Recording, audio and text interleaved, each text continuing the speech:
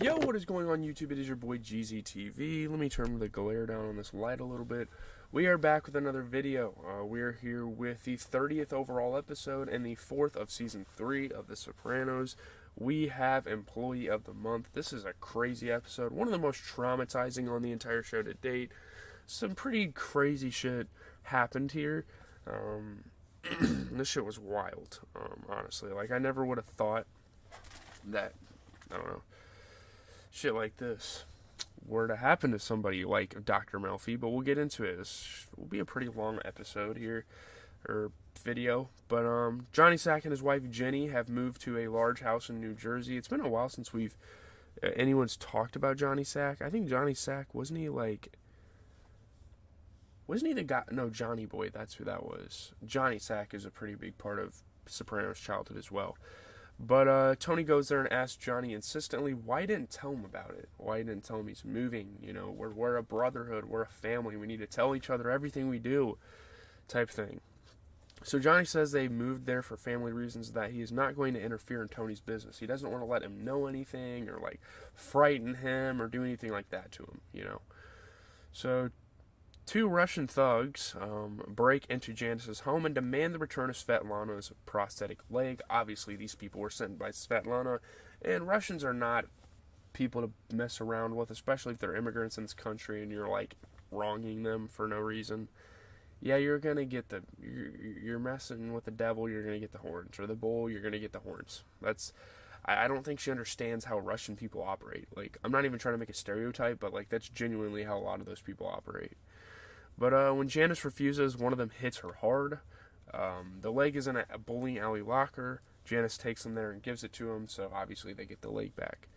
Tony visits her in the hospital, exasperated with her again. He will have to retaliate against the men who assaulted his sister, even though they, like, clearly had good reason to do it and they had good justification. It doesn't matter, you know. It's his sister. He has to protect her and whatnot, you know.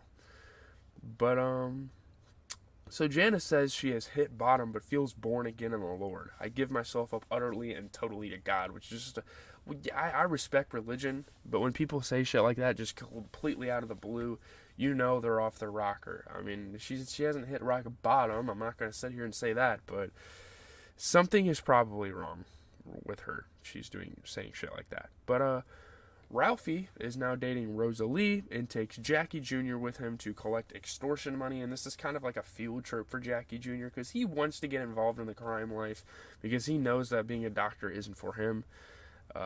Ralphie has no dispute with the man there, but provokes a fight, like, for absolutely no reason. You know, he gets called a little name and he gets pissed off about it. He literally acts like Richie Aprile, honestly. So this man that they're dealing with takes out a baseball bat, but Ralphie and Jackie take it from him.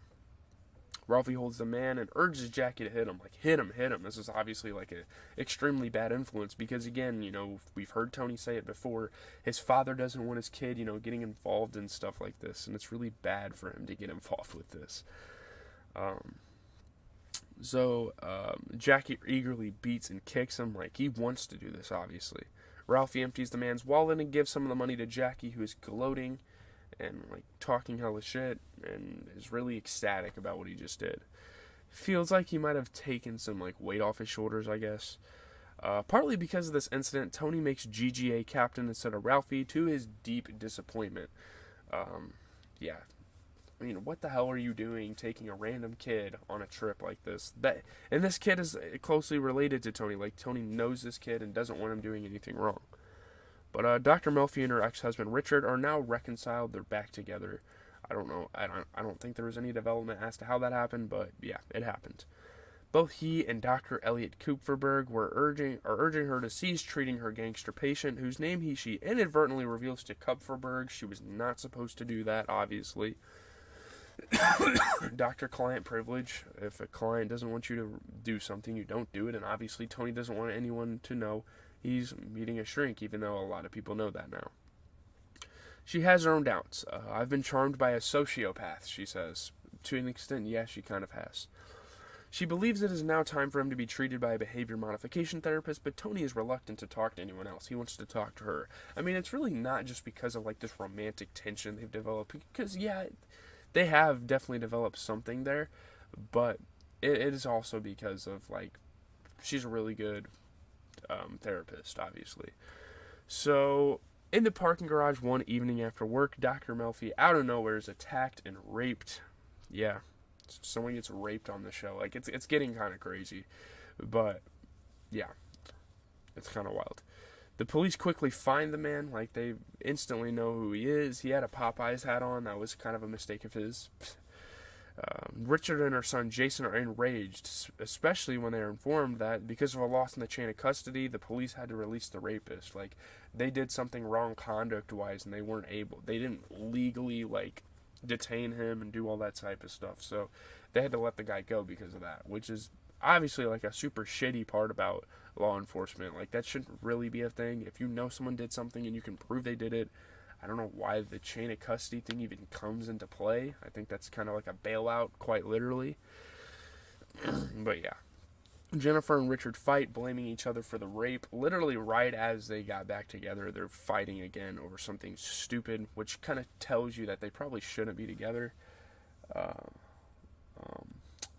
Well, I do a little bit of both. I read critics and I kind of yeah. I read a little bit of the plot and add my own thoughts in there. I mean, that's kind of what I do. It's not like I know what happens in the show, but I don't, like, come up with the plot out of my ass and just talk about it. But, yeah, so I'm kind of like, I'm reading from something, but also giving my thoughts on it. So Melfi, she goes to the restaurant and figures out he's, like, the employee of the month, which is crazy. What a crazy, like, parallel she's living in right now, to find out that this man is an employee of the month at this, like, sub shop or whatever. She feels a crazy desire for revenge. She realizes that she can talk to someone about this, and this is, like, one of her perks of like being having a client that's a gangster. Sorry, I couldn't think. This is one of the perks of having a gangster as a client, is she could probably call on him and he could get him whacked real quickly. But she has a dream that night. She buys a soda from a vending machine with a piece of macaroni, which is super bizarre. When she reaches into the machine to get it, her hand is trapped inside. She's obviously stuck, and she's, like, unwilling, and she's kind of defenseless, which is something she kind of fears. It kind of, like, reflects what she experienced that day. So a Rottweiler appears and terrifies her. Then the rapist advances towards her. What a crazy dream to have, literally the night after. I don't know, that's weird. The dog turns and mauls the rapist, who cries in agony, which is, like, something she wants to see happen in real life. She wants this guy to get carried away or killed or something. With Kupferberg, she understands the meaning. The dog is Tony Soprano taking revenge on her behalf. That dream, sorry. That dream is kind of letting her know that,